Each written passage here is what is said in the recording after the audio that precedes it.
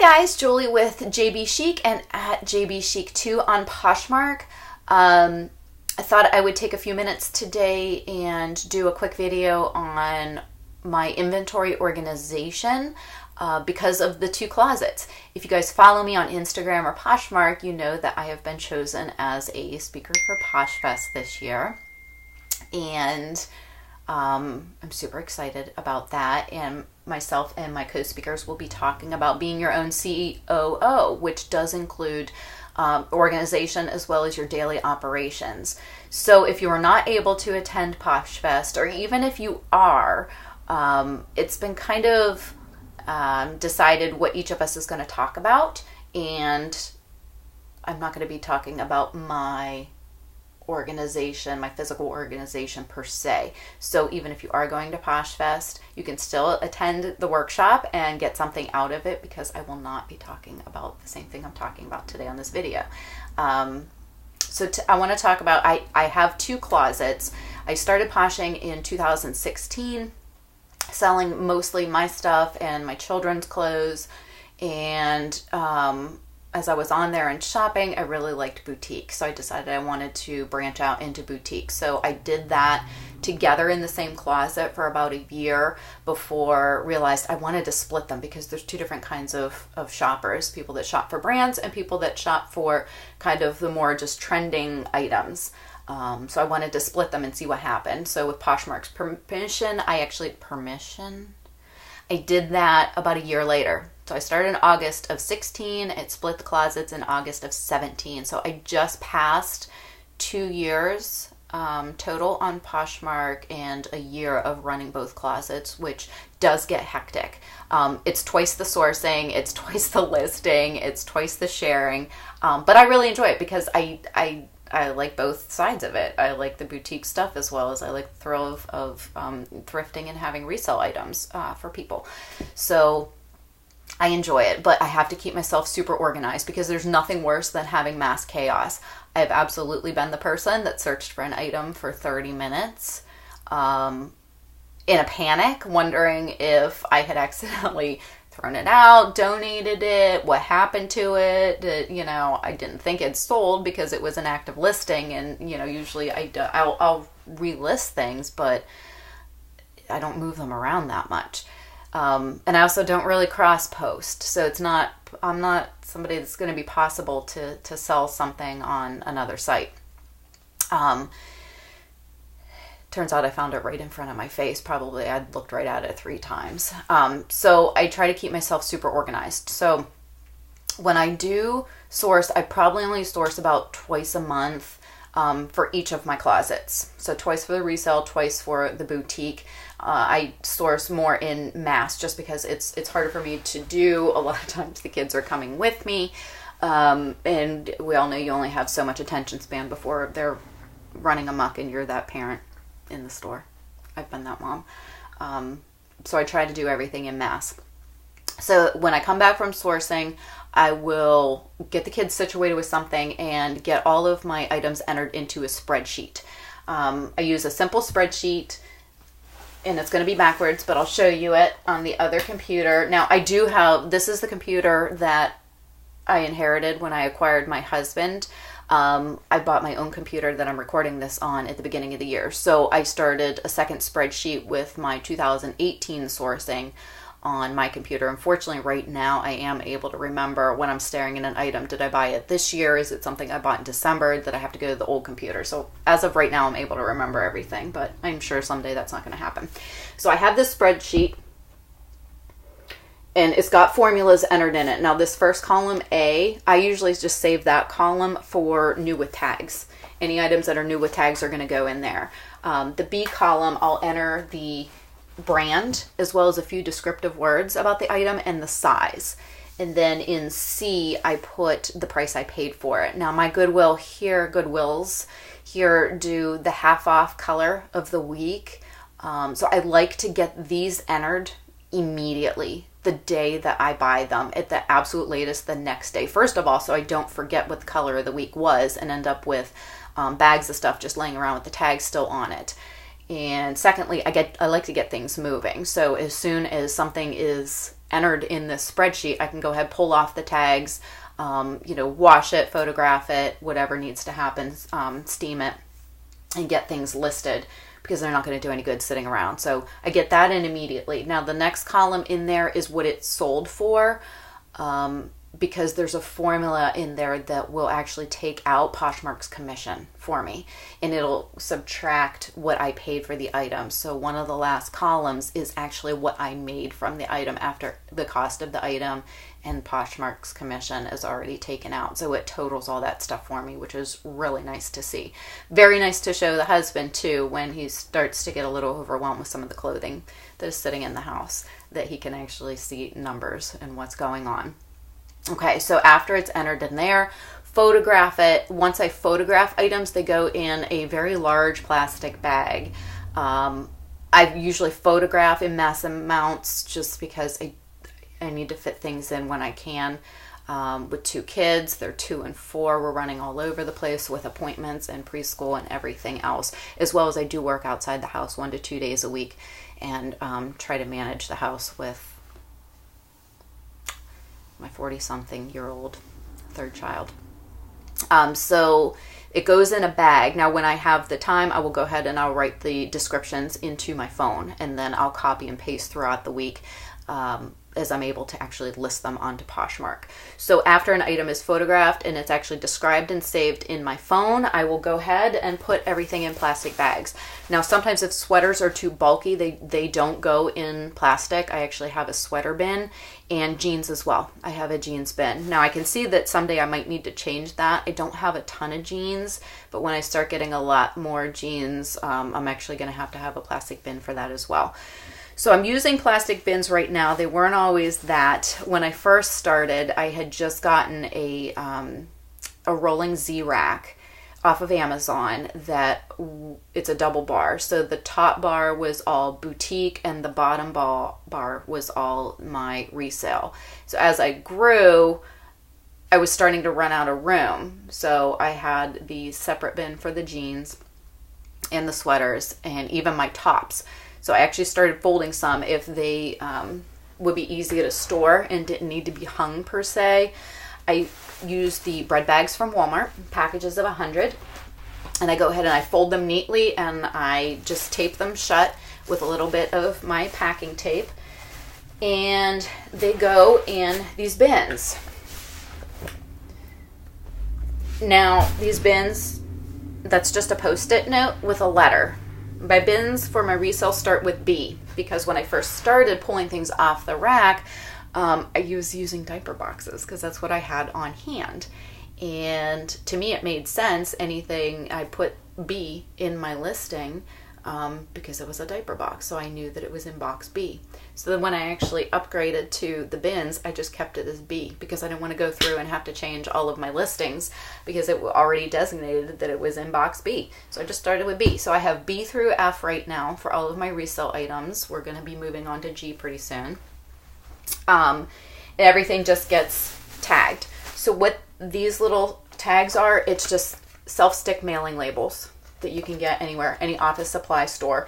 I just cut them in half so you can get 2 out of each, and I just put the letter of the bin and the number. Now, I can usually get about 40 items in each of these plastic bins.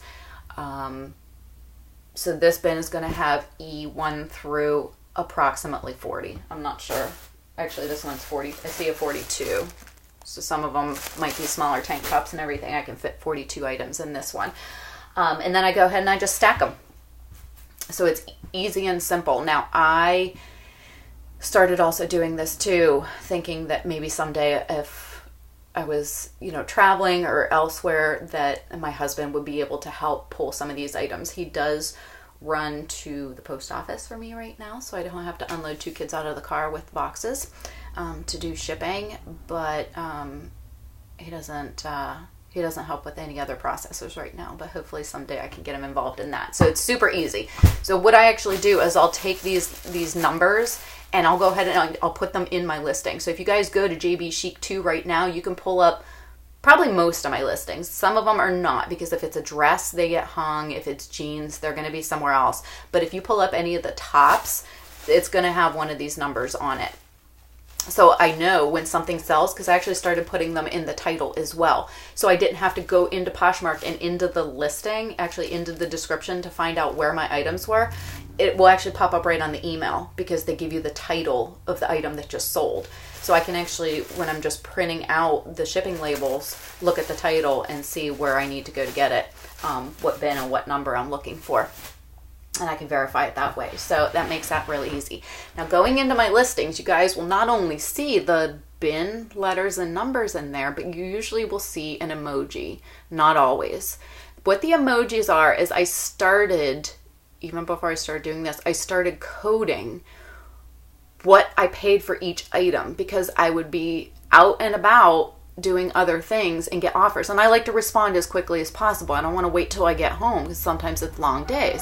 So I like to respond to people so we can go ahead and get people's items on their way. Who doesn't want their item right away? That's why I ship every day. So I have a key entered in the notes section on my phone, and there's an emoji. So if you see a star or a high heel or shopping bags, it means something to me. I have it coded, this was 99 cents. This was anywhere from $1.99 to $2.49. This one was $10. This I might have paid $20 for.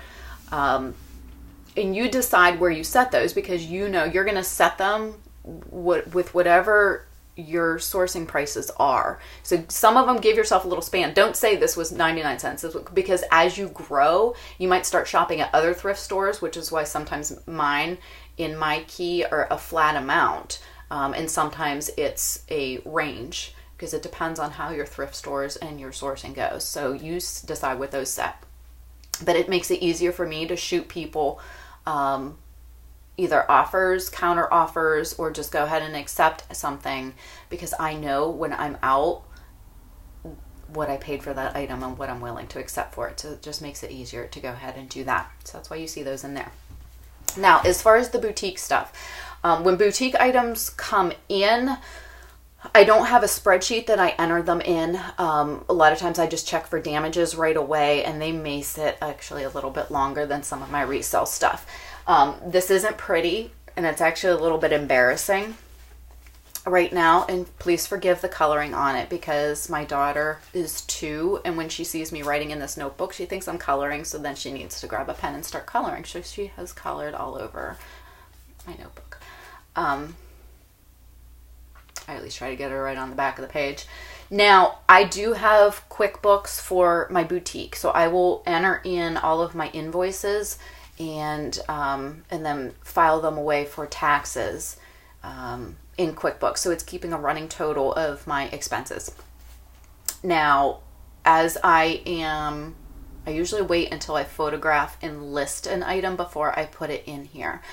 But I have everything separated. Now I have racks for most of my boutique items now, unless they are sweaters, pants, it's going to go usually on a rack. Sometimes boutique items come with their own hangers, and sometimes they come in plastic. It depends on the manufacturer, and it depends on the items. So on my racks, I have just a rack of dresses. And when I'm talking racks, I'm talking large rolling racks. Sometimes it's the little T-bars, but usually it's rolling racks. So I have dresses, tops, cardigans, plus size. And everything is lettered and numbered. So the letters are just very simple. T is for tops, D is for dresses, C is for my curvy, my plus size collection, and SC is usually for sweaters or cardigans. So I have different pages in here. Now, this is not my only means. From here, they do get entered into QuickBooks. This is just easier for me to carry around rather than carrying the whole laptop and logging into QuickBooks. Plus, if I put this down, the kids aren't going to mess it up as much as my computer can get messed up. So this is not my only means of recording, but I do have, like, here's my dresses. So what I do is similarly to what I do in the computer for my resale, as I put the brand, which is the name of the manufacturer, because there are no store brands for this. So I put that and then just a few descriptive words about what it is. Now, sometimes I do put the pricing because when you enter things in QuickBooks, it wants to know the prices. So I do have, this will be D0001. And then I enter that information. I select address in QuickBooks, enter the numbers, the description, and then there's a separate column for price. So I know what I paid. So then when I go to do my inventory at the end of the year, the beginning of next year, I can just print out that spreadsheet from QuickBooks and everything will be listed. It'll tell me the number, the item number that I assigned it, the description so I can verify it's the correct piece, as well as the price per item I paid. So I know if I have 2 left, if I sold that many, because I do enter my sales into QuickBooks as well. So there's going to be a separate spreadsheet for that. But I'm knowing how much per item I spent on each of these. So after I write it in this notebook, I go ahead. Now I just listed this top today. Cute little top. This came with its own hanger. So what I'll do is I'll put T0169. That's what's where I am in my list in the notebook. I take the same mailing labels, write T0169, and I'll just stick it right on the hanger. And I'll do that for all 6 of these because when you buy boutique, you're getting packages. Usually 2 small, 2 medium, and 2 large. So I'll have 6 of the same numbered tags, put them on the hangers, and I'll go ahead and I'll hang all those together to make inventorying easy afterward. I'll hang that all on the rack. I used to have things separated for size, and the first time I went to do inventory, it was a nightmare. So now I just hang all 3 sizes together in the item section, just like they do in retail stores. So I can easily go through and I can count when it's time to do my inventory. I know on my certain racks upstairs that I have T0001 through T0039. Now what I do is, and it's not done in all of them, but I put that number in my listings as well. So I know that this is blouse, it's a peach floral top, but it's T0024. That number is going to be at the end of my description in my listing. So when that sells, I can just go to that rack, pull the size that was bought, and go ahead and ship that out. Now for things that I don't store on hangers. So this is a sweater I also listed today. Super cute. This is so soft. This is amazingly soft. I did not expect it to be this quality. This came on hangers. I pulled them all off the hangers because it's such a fine gauge soft knit. I didn't want it to end up with hanger marks. They would come out when the buyer washed it, but they're so unsightly. So I'm just going to go ahead and actually put these in the same bread bags that I put my resale items and go ahead and number that. So for things that get folded for boutique, I have a bin as well. My Post-its are color coded. Now this is A1. All my boutique are A. A1, A2, A3. Those are all the bins. The resale are the ones that go B, C, D, E. So it's a little bit different. But for example, I have this top. I don't think this is in the listing though. I don't think I put this one in the listing yet, but it's top 0089, and this is a size medium. Now some boutique items, they do have the size. This one does. It has the size right at the top. Sometimes they do not have the size on the neckline. They have it actually on the side care tag. So I put the size on boutique items right on my item number tag so I know. So I don't have to end up ripping open a bag to check the size if something has sold. So I go ahead and just put the size right on there. Now this listing, when it goes in for the item number, it'll go in as A1T0089. So when it sells, I know I'm going to bin A1 and I'm pulling 0089 size medium. Okay. So that's how that goes in there. Now I have a separate bin for my boutique pants that also has an A number on it, as well as sweaters. I think I actually have a couple bins of sweaters just because they're so bulky. I was hanging everything and it just got to be too much. I didn't have that much space, so they went in as well. I will often ship everything out in those bread bags just for additional protection. I do use poly mailers, but just for additional protection. Now, sometimes I will not send out the boutique items in the bread bags because I might actually wrap them with a little bit of tissue and one of the little gel packs to prevent moisture, just to help protect the item. So sometimes they will and sometimes they won't go out in those. But everything is recorded. So I go through my items probably every 10 days, probably with the boutique, and enter my solds in QuickBooks so I can evaluate where I am every month as far as my sales. I don't do it as often with the resale closet, but I do go through a couple times a month as far as recording all of the sales for that. So I hope this was helpful. I hope it's not as confusing as it sounded to me as I was doing this, because it's actually really simple and it's made my shipping so easy. I can get items out so quickly.